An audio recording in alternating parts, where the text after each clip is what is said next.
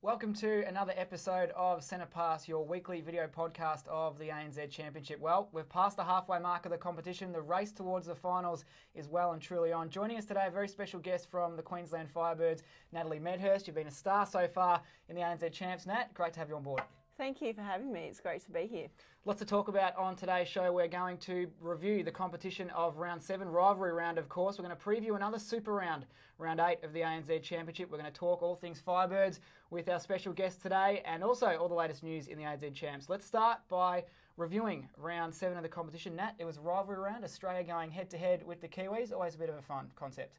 It is, and you know, that rivalry between Australia and New Zealand is huge and is there at that international level. So to have it at an ANZ Championship competition is great, and it's good to see Australia got on top again. Well, the Australians certainly did. The score for rivalry round was the Australians were 263, defeating the New Zealand's 239. So a 24-goal win for the Australian teams. Do you find that the Australian teams kind of combine a bit in this concept, or is it still very much every team for themselves?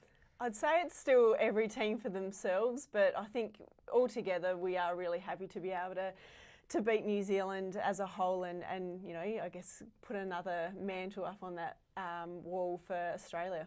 Worth noting too that the Kiwis, of course, won 2 games. The Steel getting over the top of the Thunderbirds and the Magic getting over the top of the West Coast Fever by 1 goal in Perth. Let's talk about first your game against the Mystics. It was built up to be one of the big games of the year. You guys, a 9-goal victory in the end. How happy were you with that performance? We were really happy with our performance, and to play Mystics over there in Auckland in front of their very, very vocal crowd was going to be a very tough ask, and so we were really happy with it. And we knew that they would have been really disappointed with their loss the week before against the Thunderbirds. So to come away with a win and a good win over there on New Zealand soil was fantastic. So 7 from 7 for the Queensland Firebirds. Let's have a look at all the scores from round 7 rivalry round of the ANZ Championship. So Natalie Medhurst's Queensland Firebirds 61 defeated the Mystics 52 in Auckland. The Vixens knocking off the Canterbury Tactics by 15 goals in Melbourne. The Swifts just getting over the line by 5 against the Central Pulse. The Steel getting the first win for the New Zealanders in rivalry round over the Thunderbirds by 4. And the game of the round in the end on Monday night in Perth, the Magic 1-goal winners over the West Coast Fever. Well, Nat, let's talk about that game in Perth on Monday night. Not many people would have thought that the Magic versus the Fever would be one of the best games we've had all year, but a 1-goal win to the Magic in just the last 5 seconds of the game.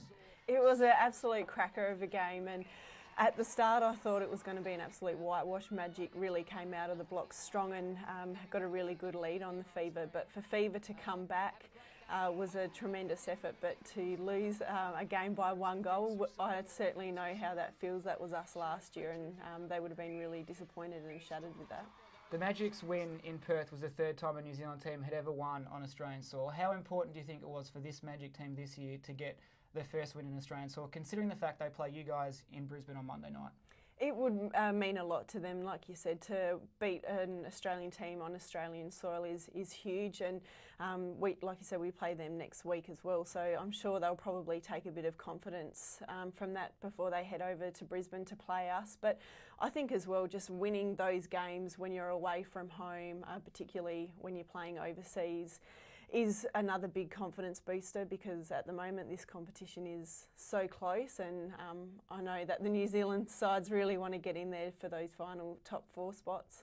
I know you love Monday night netball on One and Sky, so you would have watched that Magic and Fever game. Magic's performance, does that give you confidence heading into your match against them? Did you see areas of vulnerability, considering they only beat Fever by a goal when many teams have convincingly beaten the West Coast Fever this year? Yeah, there is, and I think particularly at the moment they do have a couple of very younger, inexperienced players both at either end of the court, and so for us to be able to, I guess, maybe put a bit more pressure on them to stand up and be accountable and deliver for their side will be something that we'll try and focus on.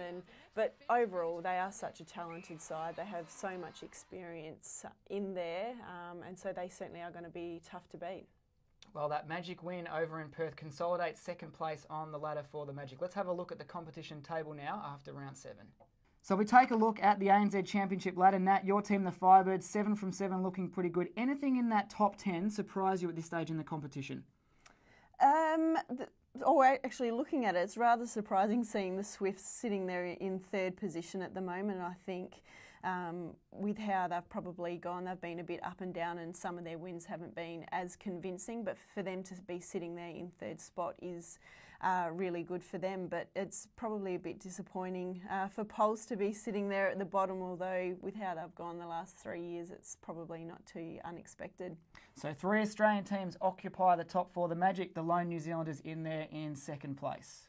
So we're past the halfway mark of the ANZ Championship for 2011. The Queensland Firebirds, 7 from 7, looking very good. Nat Medhurst is our special guest. You're a star of this Firebirds outfit.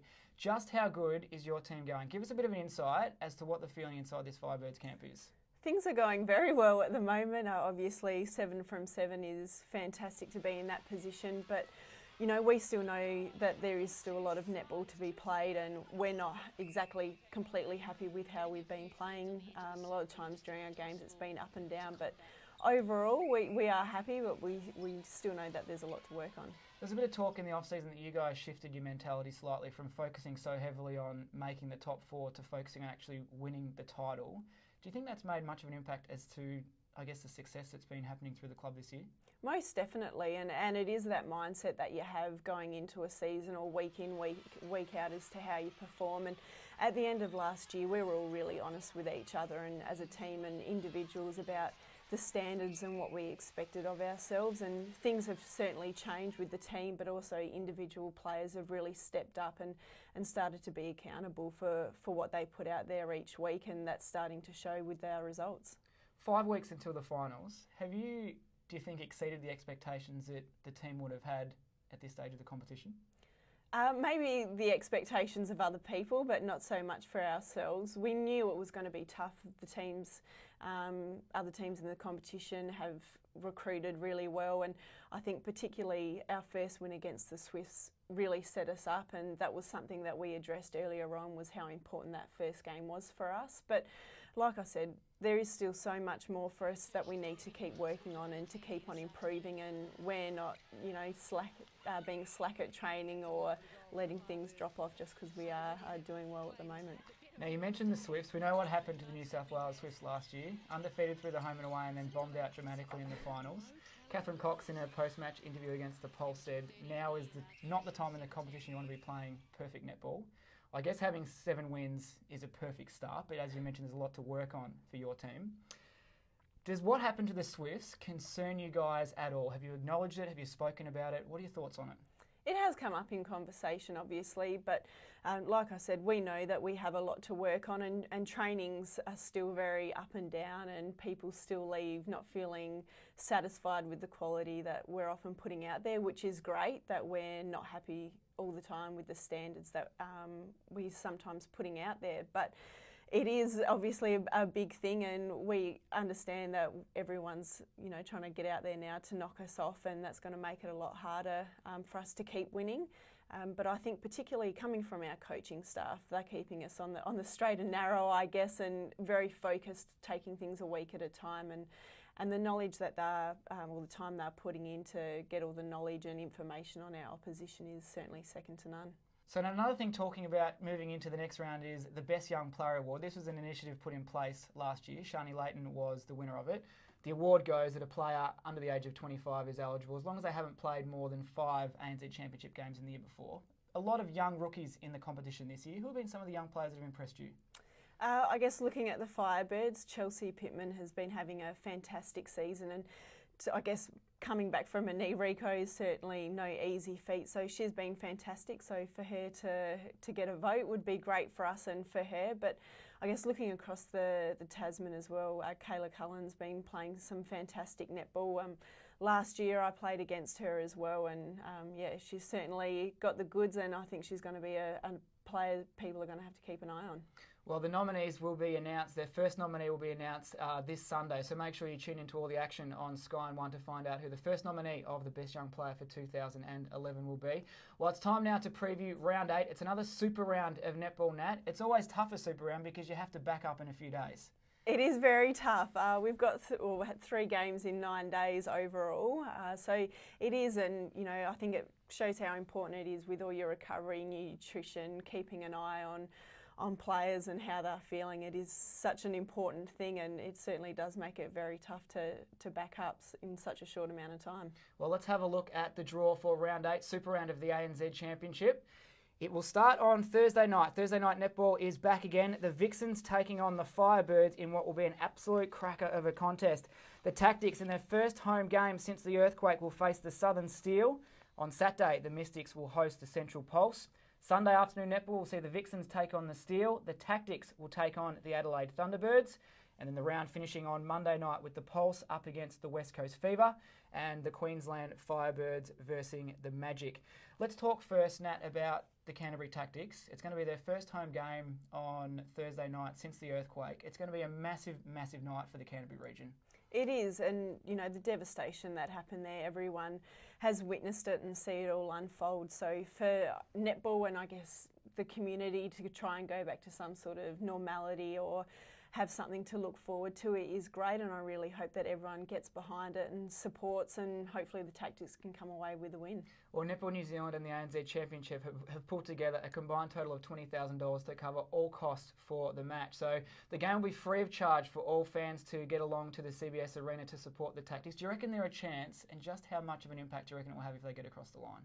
I do think they are a chance, and you know, having that sort of, I guess, incident happen to try and motivate you to get yourself across the line, I don't think that can be underestimated, and it's going to mean a lot to particularly the team, but also just to everybody in that region. It's also the first major sporting event of any kind to take place in Christchurch since the earthquake. So a big night for the Canterbury region on Thursday night. You've got a big game on Thursday night. You're up against the Vixens. How are you feeling about that one?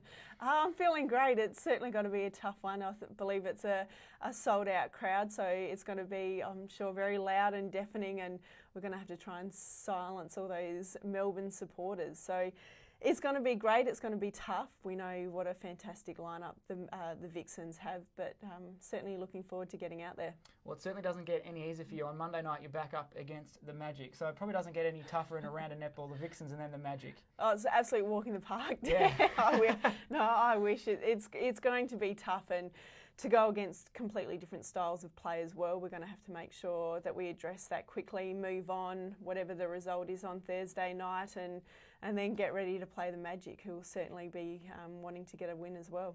Well, keep an eye on the Queensland Firebirds. If they knock off the Vixens and the Magic, they would have beaten every possible team that were, I guess, touted as title contenders at the start of the year. So keep an eye on the Firebirds this weekend. Nat, you were a guest commentator for us a couple of weeks ago on Monday night. How did you enjoy your role on the sidelines? I must say I'm a lot more comfortable on the court than what I am commentating, but it was a great experience and obviously a fantastic game to be courtside to commentate and to watch. And yeah, enjoyable, and I guess see what happens, but I'll stay on the netball court a little bit longer, I would say. You got to go home to Adelaide too. I guess not many people know that you only live in Brisbane for the netball season. You're back in Adelaide, so you got to catch up with your husband and family, no doubt. Yes, I did, so it was nice to be able to do that. It's not the greatest situation to be in with him back in Adelaide, but maybe distance makes the heart grow fonder. It's the recipe to a successful marriage, who knows. Excellent. Good on you, Nat. Well, thank you very much for joining us today. I hope you've had a good time. You've been a star as always. Thank you very much for having me. Now, I've got to ask you, we always ask our guests about the iPhone app, the ANZ Championship application. Do you have it on your phone yet? I don't have it on my phone yet, but I'm constantly checking up the ANZ Champs website. But I'm definitely going to get on board and download it. Well, make sure you do, Nat Medhurst. Thank you very much for your time. Also, jump on board the 1HD website. Fantasy Netball's there, of course. Expert opinions and columns from Julie Fitzgerald, Renee Hallinan. All the goss, all the news, everything you could want. Make sure you tune into 10 and 1HD in Australia for the Super Round and also Sky Sports in New Zealand. Should be a great round of netball. Until next week, catch you then. This podcast is brought to you by ANZ, Holden, Office Max, Sky Sport, 10 and 1HD.